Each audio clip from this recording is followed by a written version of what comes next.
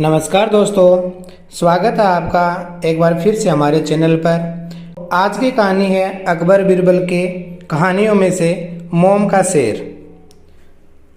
सालों पहले की बात है, जब राजा एक दूसरे को पैगाम के साथ ही कुछ पहेलियां भी भेजा करते थे।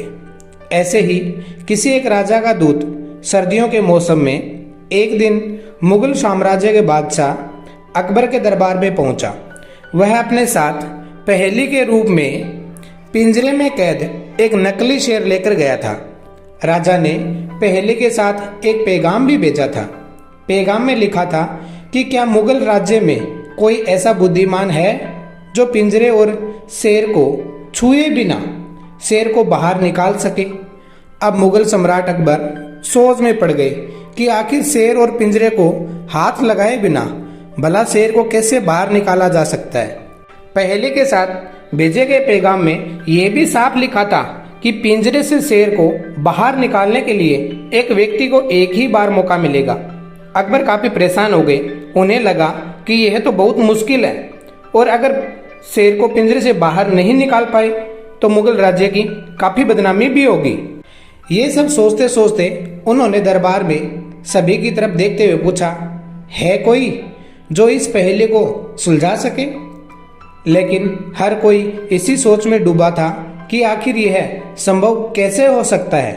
अकबर के पूछने पर जब किसी ने जवाब नहीं दिया तो उन्हें अपने वजीर बीरबल की याद आने लगी, जो सभा में मौजूद नहीं थे।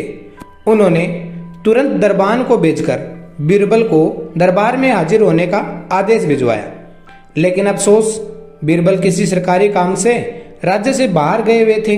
रात भर अकबर इसी सोच में डूबे रहे कि आखिर पहेली को कैसे सुलझाया जाए। दूसरे दिन फिर दरबार लगा, लेकिन बीरबल की कुर्सी खाली देखकर अकबर उदास हो गए।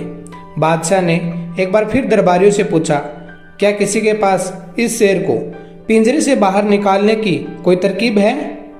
इतने में एक दरबान अकबर के सामने आया और उसने शेर को पिंजरे से बाहर निकालने की कोशिश की, लेकिन वो नाकामयाब रहा। दूसरे दरबान ने पहेली को सुलझाने के लिए एक जादूगर को बुलवाया, लेकिन वो भी विफल रहा। कोशिश करते करते शाम होने को आई, तभी बीरबल दरबार में पहुंच गए। अकबर को परेशान देखकर बीरबल ने पूछा, क्या बात है महाराज, आप इतने परेशान क्यों हैं।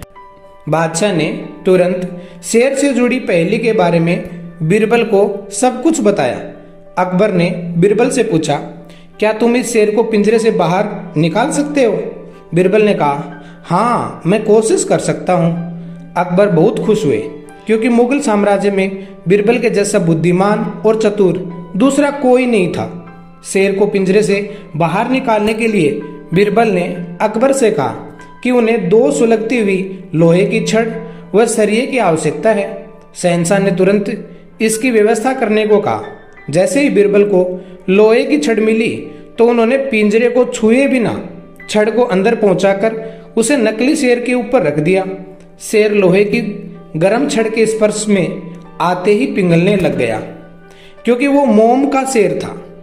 देखते ही देखते पूरा शेर मोम के रूप में पिंजरे से बाहर निकल गया। बीरबल की इस अक्लमंदी पर अकबर बहुत प्रसन्न हुए।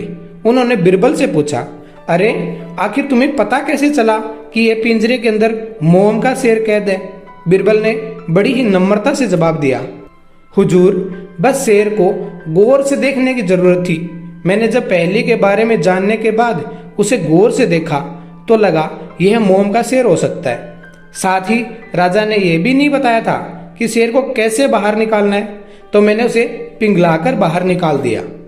इधर दरबार में बीरबल की जय जयकार होने लगी। उधर पहेली लेकर अकबर के दरबार में पहुंचा राजदूत अपने राज्य वापस लौट गया और बीरबल के इस कारनामे के बारे में राजा को बताया। कहा जाता है उस दिन के बाद उस राजा ने ऐसी पहेली भेजना ही छोड़ दिया था। दोस्तों, अगर आपको कहानी पसंद आई हो तो वीडियो को लाइक करें, अपने दोस्तों के साथ में शेयर करें और हमारे चैनल को सब्सक्राइब जरूर करें।